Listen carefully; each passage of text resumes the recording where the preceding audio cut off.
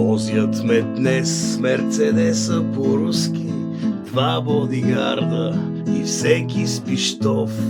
Гледам отсреща, продава закуски, моята първа голяма любов. Беше момиче с богата фантазия, пълна отличничка, супер талант. Десетокласничка в 8-ма гимназия, аз бивш затворник и хулиган. Ваня се казваше, казвах и Ваничка, носеше дънки и къси поли. Тя в сърцето остави ми раничка и тази раничка още боли. Беше през зимата, срещна ни случая, моето гадже ни запозна. И на тавана след кратко проучване аз я направих зряла жена. Ала баща и го хвана амбиция, как да опази детето от грях. Даде адреса ми, дойде милиция и опандизен отново лежах. Ала баща и го хвана амбиция, как да опази детето от грях.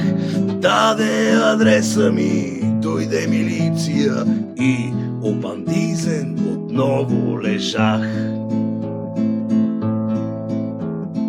Пишеше стихове моята Ваничка, доста известна казват била. Тя в сърцето остави ми раничка, белек от стара любовна стрела. Но пък сега аз се движа по-руски с два бодигарда и всеки с пищов. А пък отсреща продава закуски моята първа голяма любов. Мисля да спра ли или да отмина тази ушмуглена жалка жена. Глупава среща след толкова с години, аз я познах, тя дали ме позна. Той е живота, такъв е подбора, този на воля, а друг в хендек. Тя поетеса, а аз в затвора, попаднах на хора и станах човек. Хайде, здравей и довиждане, Ваничка, бързам, защото летя за Париж. Дръж хилядарка и та една баничка, ресто не искам, задръж го бакшиш.